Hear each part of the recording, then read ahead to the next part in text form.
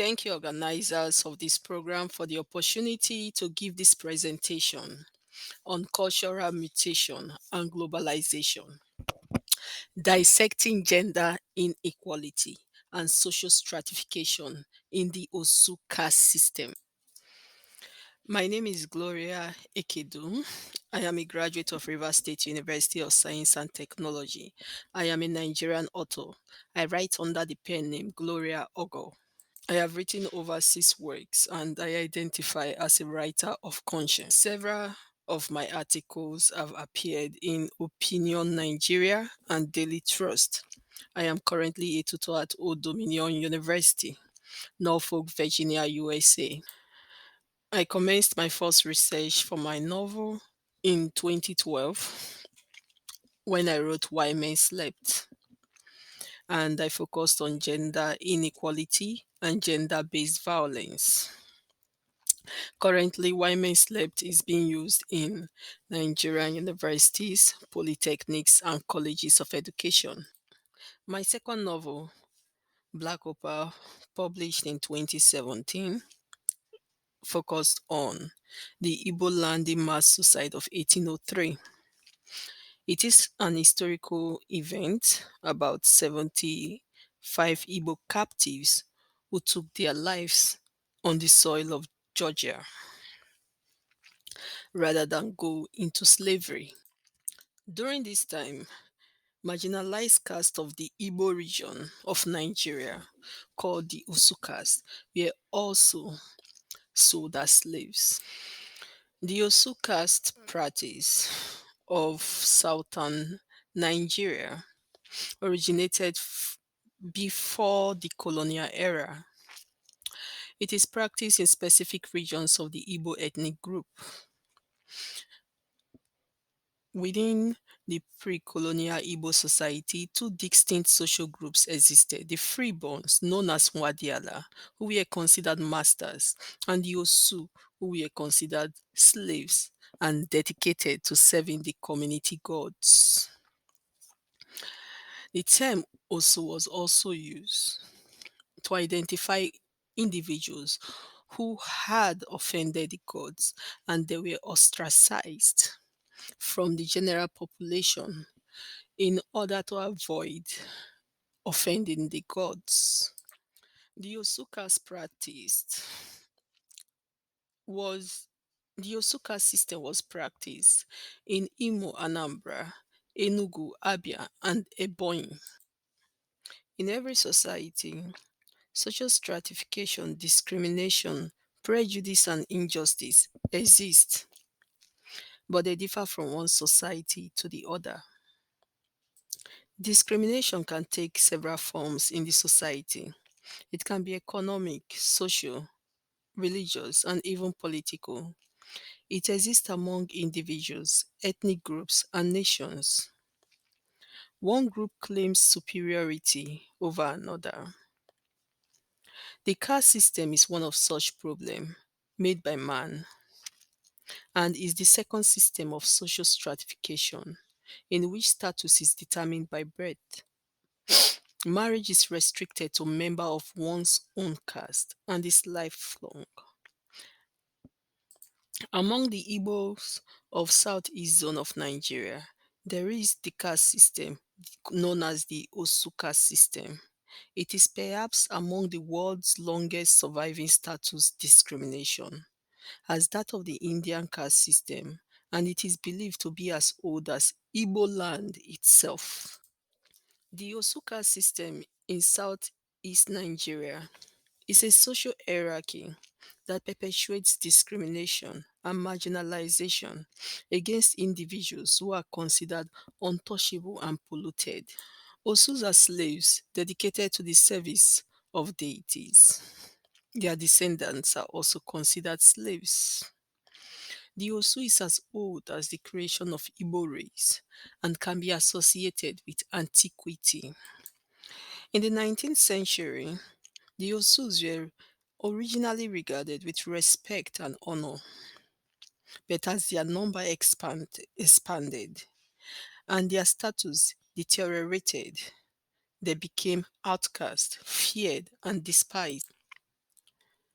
Historically, a person became Osu if she was purchased and dedicated to the god to atone for a crime. The purchaser sometimes sought to secure asylum as well. We have women who refused the killing of their twin babies or babies whose upper teeth came out first. Women who belong to the Osu caste face double discrimination, and females are dedicated in large number because of the chief priests who consider them more beneficial.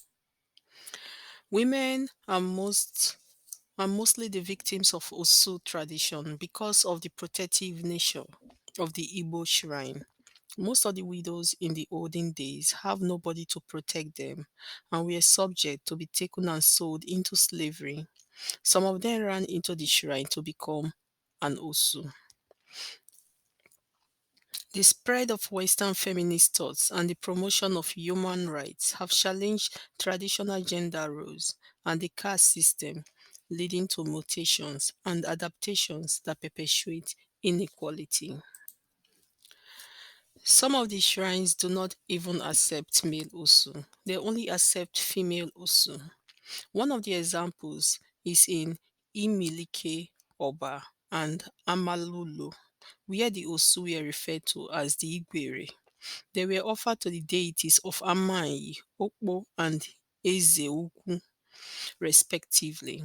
The deity of Okpo Oracle in Imilike does not accept any other sex of human sacrifice except females, and that is why till date the population of women Osu outnumber the male. Female Osu were permitted to marry or have sexual relationship with male Osu, and the children gotten from such relation are automatically called Osu. Though some of the modes of acquiring the Osu status is now obsolete, as Western influence has affected this practice.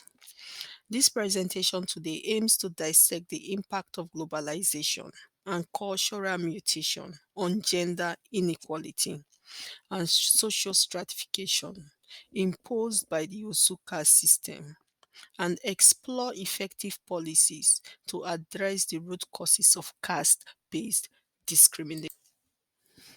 The spread of Western feminist thoughts and the promotion of human rights have challenged traditional gender roles and the caste system, leading to adaptation that perpetuates inequality. In the process of carrying out this research, I made use of different methodological approach, such as the primary source, where I utilized oral interviews and archive materials. Oral interviews were conducted with experienced individuals, which include traditional rulers and elders of Nsukka local government. Also, National Archives Enugu was visited in order to get materials on the topic and place of study. My secondary sources include written sources such as books, articles, journals. My tertiary sources also included dictionaries and other explorative material. Women belonging to the Osu caste face double discrimination due to their gender and caste status. They are often denied the opportunity to marry outside their caste, perpetuating the system and leading to long lasting consequences for their mental and physical health. In the Igbo culture, otu onye adịghị alụ nwanyị, marriage is not one man's affair. Before the traditional marriage, payment of bride price, both families involved in the union make inquiries about each other called Ijuise. And in the process of discovering that a lady is an Osu, she loses the right to marry into the freeborn. Traditionally, the place of a woman in Igbo land is in the home as a wife and a mother who stays to bear children, rear them up, and take care of the home. They are regarded as inferior and people who cannot do any other thing except production of children. Women were believed to have no organization, and in primitive societies, women were seen as properties to be bought and sold, and they were treated as slaves or even animals, enjoying neither sympathy nor respect. The Osuka system has several consequences for women. The emotional and psychological impact, limited opportunities and education, marriage, gender based violence, the denial of right to peaceful assembly and association, right from torture, inhumane treatment, and punishment is denied. Right to acquire and own property is also denied. Right to participate in political and cultural activities is also denied. The formal, the formal abolition and informal remnants. In 1959, just 4 years before the independence of Nigeria, Dr. Nnamdi Azikiwe led the Eastern Region House of Assembly to abolish Osu system in Igbo land. This law states, notwithstanding any custom or usage, each and every person who on the date of the commencement of this law is Osu shall from and after such date cease to be an Osu and shall be freed and discharged from any consequences thereof, and the children thereafter to be born to such a person shall not be Osu, and the Osu system is hereby utterly and forever abolished and declared unlawful.